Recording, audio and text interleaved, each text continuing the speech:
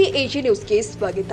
ಯಾದಗಿರಿ ಜಿಲ್ಲೆಯ ಜೀವನಾಡಿ ಎಂದೇ ಕರೆಯುವ ರಾಜ್ಯ ಹೆದ್ದಾರಿ ಭೀಮಾ ನದಿಯ ಸೇತುವೆ ಮಾರ್ಗದಲ್ಲಿ ರಸ್ತೆ ಕಾಮಗಾರಿ ಸದ್ಯ ಆಮೆಗತಿಯಲ್ಲಿ ನಡೀತಾ ಇದ್ದು, ಹೊಸ ರೈಲು ಸೇತುವೆ ಮತ್ತು ಗುರುಸಣಗಿ ಬ್ರಿಡ್ಜ್ ಬ್ಯಾರೇಜ್ ರಸ್ತೆ ಸಂಪೂರ್ಣವಾಗಿ ಹಾಳಾಗ್ತಾ ಇದೆ ಅಂತ ಸಾಮಾಜಿಕ ಹೋರಾಟಗಾರ ಉಮೇಶ್ ಕೆ ಮುದ್ನಾಳ್ ಆಕ್ರೋಶ ವ್ಯಕ್ತಪಡಿಸಿದ್ದಾರೆ.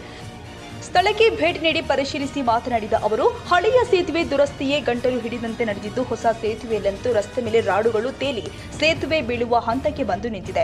ರೈಲ್ವೆ ಬ್ರಿಡ್ಜ್ ಹಾಗೂ ಗುರುಸಣಗಿ ಬ್ರಿಡ್ಜ್ ಬ್ಯಾರೇಜ್ ನಡುವೆ ಸಾಗುವ ಈ ಮಾರ್ಗ ಈಗ ಅಧಿಕಾರಿಗಳು ಪರಿಶೀಲನೆಗೆ ಓಡಾಡುವ ಹಾದಿಯಾಗಿದ್ದು, ಈ ರಸ್ತೆ ಭಾರವಾದ ವಾಹನಗಳು ಓಡಾಡಲು ಅವಕಾಶವಿಲ್ಲ. ಆದರೆ ದೊಡ್ಡ ಗಾತ್ರದ ವಾಹನಗಳು ಸಂಚರಿಸುವಂತಾಗಿದ್ದು, ಸೇತುವೆಗಳು ಕಂಪನ ಬಿರುಕು ಸುರಕ್ಷತೆಯನ್ನ ಪ್ರಶ್ನಿಸುವಂತೆ ಮಾಡಿದೆ ಎಂದು ಉಮೇಶ್ ಕೆ ಮುದ್ನಾಳ್ ಆರೋಪಿಸಿದರು.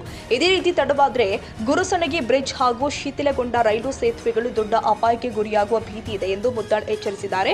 ಅಪರ ಕೃಷ್ಣ ಮೇಲ್ದಂಡೆ ಯೋಜನೆ ಅಧಿಕಾರಿಗಳ ದಿವ್ಯ ನಿರ್ಲಕ್ಷ್ಯದಿಂದಾಗಿ ಭಾರವಾದ ವಾಹನಗಳು ಸಂಚಾರಕ್ಕೆ ನಿರ್ಬಂಧ ಹೇರುವಲ್ಲಿ ವಿಫಲವಾಗಿರುವುದು ಮೇಲ್ನೋಟಕ್ಕೆ ಎದ್ದು ಕಾಣುತ್ತೆ ಅಂತ ಆರೋಪಿಸಿದರು. ನಿಧಾನವಾಗಿ ನಡೀತಾ ಇರುವ ಕಾಮಗಾರಿ ಕೂಡಲೇ ಜಿಲ್ಲಾಡಳಿತ ತಕ್ಷಣ ಸ್ಥಳಕ್ಕೆ ಭೇಟಿ ನೀಡಿ ಗುತ್ತಿಗೆದಾರರಿಗೆ ರಾತ್ರಿ ಹಗಲು 24 ಗಂಟೆ ನಿರಂತರವಾಗಿ ಕಾಮಗಾರಿ ಮಾಡಿ ಬೇಗನೆ ಪೂರ್ಣಗೊಳ್ಳುವಂತೆ ಸೂಚನೆ ಕೊಡಬೇಕು ಅಂತ ಆಗ್ರಹಿಸಿದರು. ಕಾಮಗಾರಿ ತ್ವರಿತಗೊಳಿಸದಿದ್ದರೆ ರಸ್ತೆ ತಡೆದು ಪ್ರತಿಭಟನೆ ಮಾಡುವ ಎಚ್ಚರಿಕೆ ಕೊಟ್ಟಿದ್ದಾರೆ. ರಾತ್ರಿ ಜನಕ್ಕೆ ಹೋಗೋಕೆ ತೊಂದರೆ ಆಗತ್ತೆ. ಈಗ ಆಸ್ಪತ್ರೆ ಇದು ಜಲ್ದಿ ಆಗ್ಬೇಕಂತೀರಿ ನಾವು. ಯಾದಗಿರಿ ಹತ್ತಿರ ಜಿಲ್ಲೆಯ ಭೀಮಾ ನದಿಗೆ ಅಡ್ಡಲಾಗಿ ಕಟ್ಟಿರುವ ಬ್ರಿಡ್ಜ್ ಕಮ್ ಬ್ಯಾರೇಜಿನ ಸ್ಥಿತಿ ಚಿಂತಾಜನಕವಾಗಿದೆ. ಅಲ್ಲಿ ಕಟ್ಟಿರ್ತಕ್ಕಂಥ ಬ್ರಿಡ್ಜಿನ ಮೇಲಿರ್ತಕ್ಕಂಥ ರೋಡು ಕೇವಲ ಅದರ ಮೇಂಟೆನೆನ್ಸ್ಗಾಗಿ, ಅದರ ಪರೀಕ್ಷಣಾರ್ಥವಾಗಿ ಓಡಾಡ್ತಕ್ಕಂಥ ವಾಹನಗಳಿಗೆ ಮಾತ್ರ ಅವಕಾಶ ಹೊರತಾಗಿ ದೊಡ್ಡ ದೊಡ್ಡ ಭಾರವಾದ ವಾಹನಗಳು ಓಡಲಿಕ್ಕೆ ಅಲ್ಲಿ ಅವಕಾಶ ಇಲ್ಲ.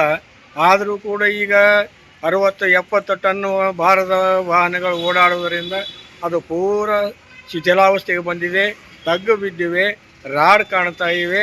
ಇದೇ ರೀತಿ ಒಂದು ವೇಳೆ ಮುಂದುವರೆದ್ರೆ ಅದು ಭಾಳ ಬೇಗ ಹಾಳಾಗಿ ಅತ್ಯಂತ ನಷ್ಟದ ಪರಿಸ್ಥಿತಿಗೆ ಬಂದು ಭೀಕರವಾದ ಪರಿಣಾಮ ಎದುರಿಸ್ತಕ್ಕಂಥ ಸಮಯ ಬರೋದೇನು ದೂರ ಇಲ್ಲ. ಅದಕ್ಕಾಗಿ ಇದರ ದುರಸ್ತಿಗಾಗಿ ತಕ್ಷಣವೇ ಜಿಲ್ಲಾಡಳಿತ, ಆಡಳಿತಾಧಿಕಾರಿಗಳು, ಚುನಾಯಿತ ಸದಸ್ಯರು ಇದಕ್ಕೆ ಮಹತ್ವ ಕೊಟ್ಟು ಮೊದಲು ಆ ಕೆಲಸ ಮಾಡಿಸ್ಬೇಕು. ಇಲ್ಲದೆ ಹೋದರೆ ಮುಂದೆ ಪರಿಸ್ಥಿತಿ ಕೈ ಮೀರಿ ಹೋಗ್ತದೆ. ಇದನ್ನು ಗಂಭೀರವಾಗಿ ಪರಿಗಣಿಸಿ ಕೆಲಸ ಮಾಡಿಕೊಡಬೇಕು ಅಂತ ಹೇಳಲಾಗ್ತದೆ.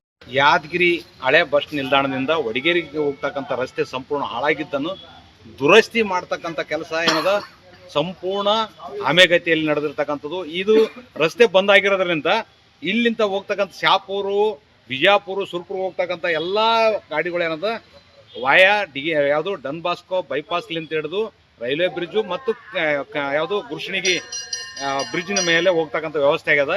ಇದನ್ನ ಈ ಕಾಮಗಾರಿ 24 ಗಂಟೆ ಶಿಫ್ಟ್ ವೈಸ್ ಆಗಿ ಮಾಡಿ ಜಲ್ದಿ ಮುಗಿಸ್ಬೇಕು. ಯಾಕಂದ್ರೆ ಅದು ಹೆದ್ದಾರಿ, ಅದು ಮಾಡಲಾರ್ದ ಕಾರಣ ಏನದ ಅಂದ್ರೆ ಇವತ್ತೇನದ ಇದು ರೈಲ್ವೆ ಮ್ಯಾಗಿರ್ತಕ್ಕಂಥ ಬ್ರಿಡ್ಜು ಸಂಪೂರ್ಣ ಶಿಥಿಲಗೊಂಡು ರಾಡ್ ತೇಲದ.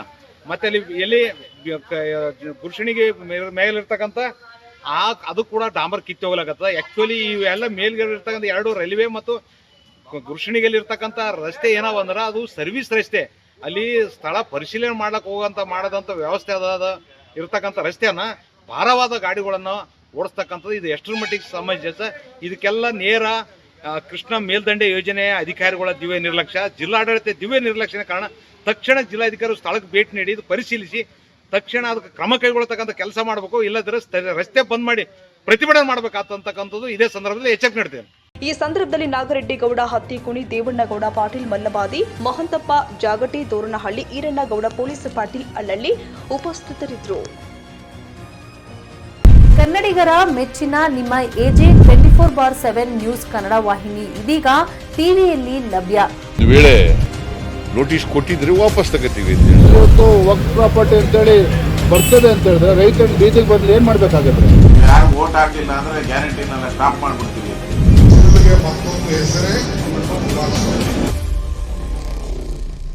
ಕರ್ನಾಟಕ ಮತ್ತು ದೇಶ ವಿದೇಶ 360 ಡಿಗ್ರಿ ಸುದ್ದಿ ಹಾಗೂ ಉತ್ತರ ಕರ್ನಾಟಕ, ಬೆಳಗಾವಿ, ಬಾಗಲಕೋಟೆ, ಧಾರವಾಡ, ಹಾವೇರಿ, ಗದಗ, ಬಿಜಾಪುರ ಜಿಲ್ಲೆಯ ಕ್ಷಣ ಕ್ಷಣದ ವಿವರವನ್ನ ಪಡೆಯುವುದಕ್ಕೆ ಎಜೆ 24/7 ನ್ಯೂಸ್ ಕನ್ನಡ ವಾಹಿನಿಯನ್ನ ಲೈಕ್ ಮಾಡಿ, ವಿಡಿಯೋಗಳನ್ನ ಶೇರ್ ಮಾಡಿ, ಕಮೆಂಟ್ ಮಾಡುವ ಮೂಲಕ ನಮ್ಮ ವಾಹಿನಿಗೆ ಸಹಕಾರ ನೀಡಿ ಮತ್ತು ಚಾನೆಲ್ ಅನ್ನ ಸಬ್ಸ್ಕ್ರೈಬ್ ಮಾಡಿ.